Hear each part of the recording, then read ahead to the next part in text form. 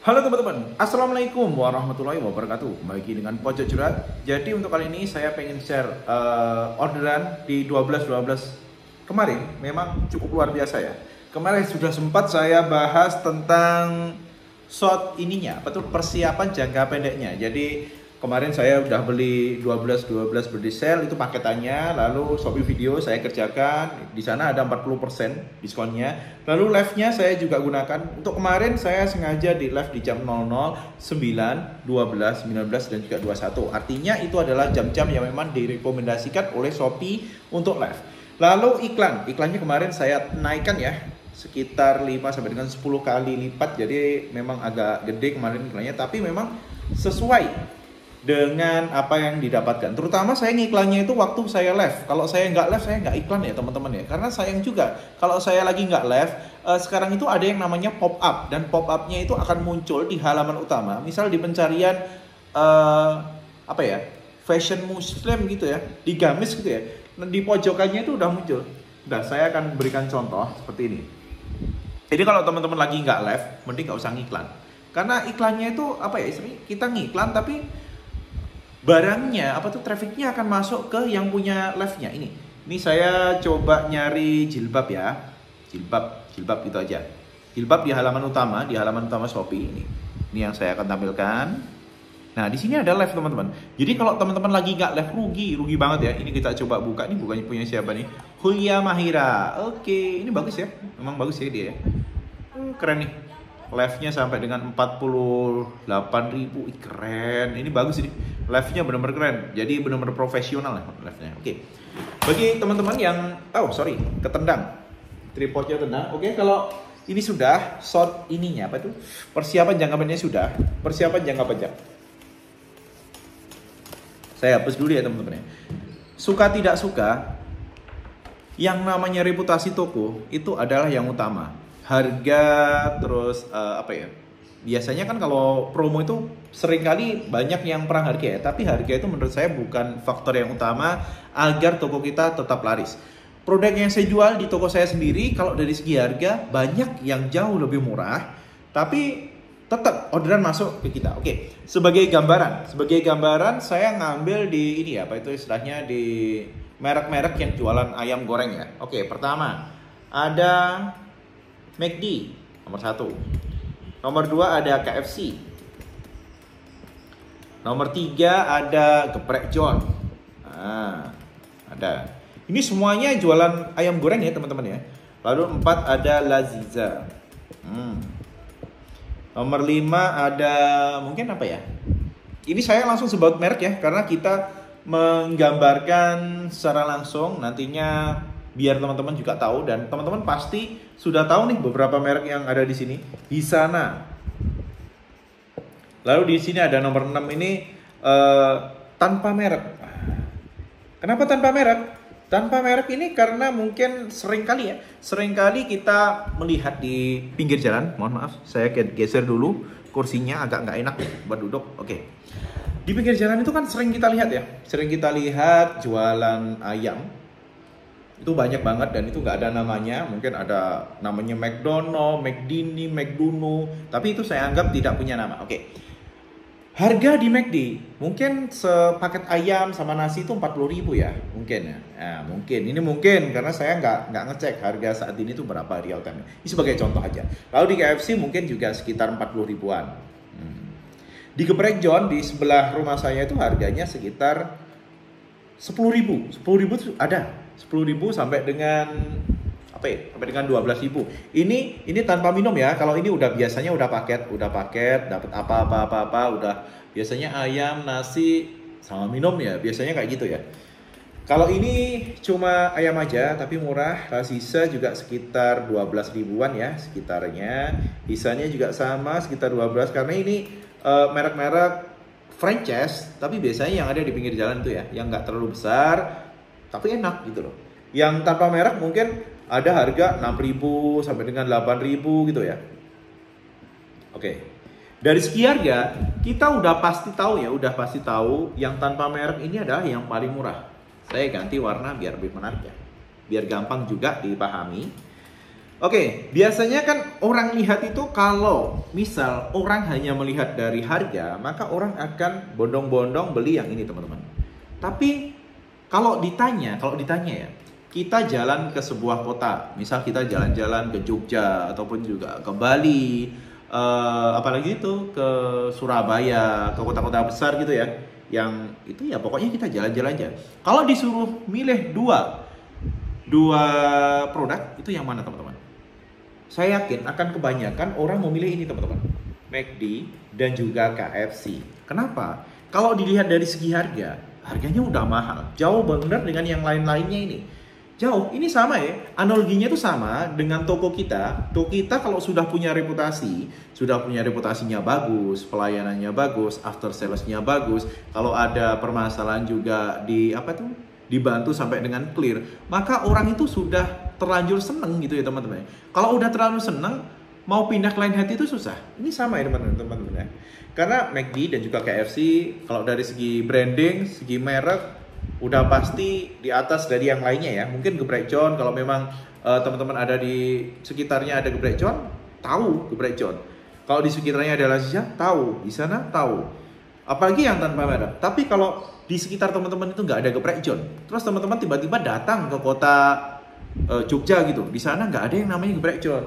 Ini saya di Surabaya ya, Surabaya itu ada yang namanya Geprek John, Lazizia di sana, dan tanpa merek udah pasti. Biasanya kan ya, abang-abang yang jualan ayam itu kan ada dikasih namanya dia sendiri, ataupun juga mang siapa, abang siapa, cak siapa, itu beda-beda. Tapi kalau kita datang ke suatu tempat yang betul-betul baru, maka yang akan kita utamakan itu adalah mereknya teman-teman. Mereknya. Jadi di sini McD, KFC menang. Untuk yang lainnya dari segi harga jauh lebih murah, dari segi rasa, kalau rasa itu kan macam-macam ya orang itu ada yang suka dengan rasanya Geprek John, ada yang suka rasanya Lazizia, rasanya di sana. Tapi kalau orang yang baru datang, pasti tujuan utamanya itu yang sudah bermerek ini teman-teman. Nah, kenapa saya bawa bahasanya ke arah sana? Jadi gini teman-teman ya, teman-teman punya toko nih, toko teman-teman ini baru, toko baru ini punya teman-teman ya. Ini ada toko gede nih teman-teman, ada toko yang udah gede, besar, toko besar gini. Ada toko besar lainnya lagi di sini. Nah, teman-teman pengen masuk ke pasar toko besar 1 dan juga pasar toko besar 2. Teman-teman jual dengan produk yang sama, harga lebih murah, belum tentu produk dari teman-teman itu akan laku. Inilah kenapa perlu yang namanya branding toko. Saya sendiri untuk jualan, ini sudah berlangsung dari 2018 ya. Kalau dihitung 19, 20, 21, 22, 23. 5 tahun, kalau nanti 2024 artinya sudah 6 tahun. Jadi memang untuk membranding toko itu penting banget. Dan branding toko itu yang perlu adalah produk teman-teman jangan selalu utak-atik. Misal lagi nih, teman-teman punya toko satu ini ya, punya toko 2 tahun lalu lah, 2 tahun lalu ini jualan produk bayi.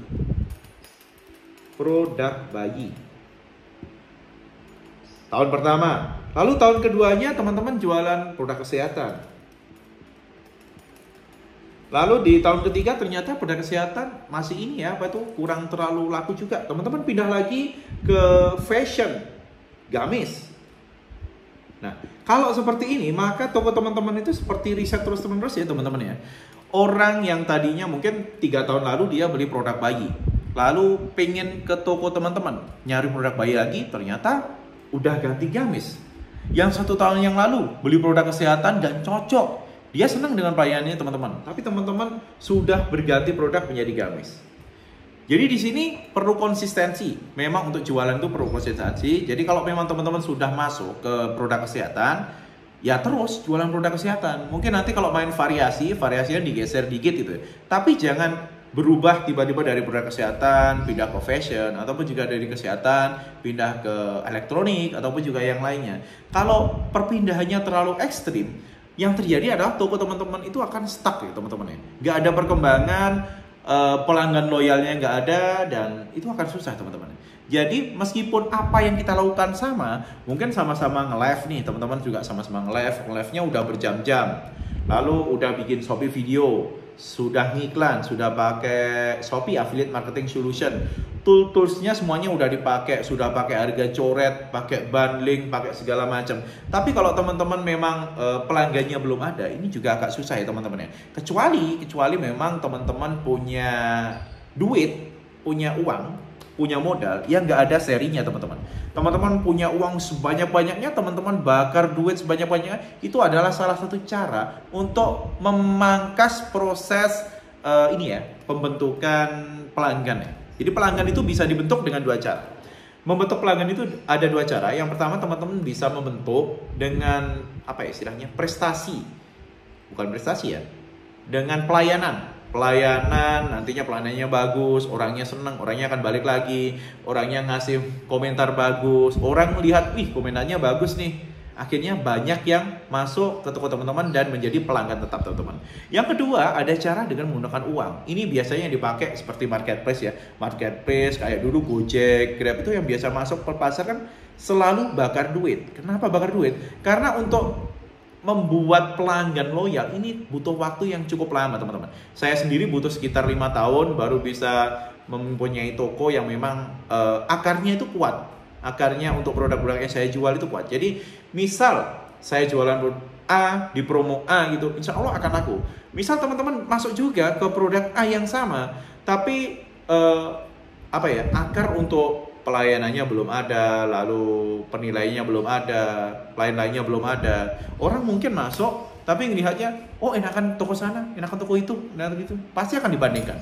Jadi itu ya teman-teman ya, supaya teman-teman orderannya kedepannya juga makin lancar. Mulai sekarang, ayo coba buat toko teman-teman itu lebih spesifik. Gak usah pakai toko palu gada apa yang lu mau gua ada. Gak usah seperti itu teman-teman. Fokus saja ke produk yang memang saat ini teman-teman kerjakan.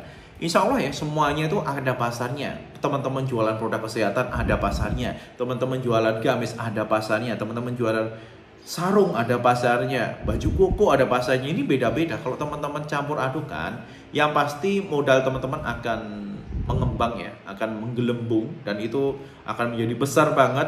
Yang nanti takutnya, cost-nya kalau udah terlalu besar, sedangkan circle dari orderannya itu kurang bagus, nanti yang rugi malah teman-teman sendiri.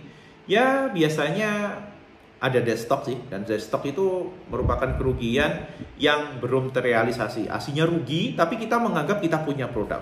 Kalau dibiarkan terlalu lama, apalagi ada expiry date-nya, kita akan beneran rugi. Dan itu adalah kerugian yang pasti ya teman-teman ya.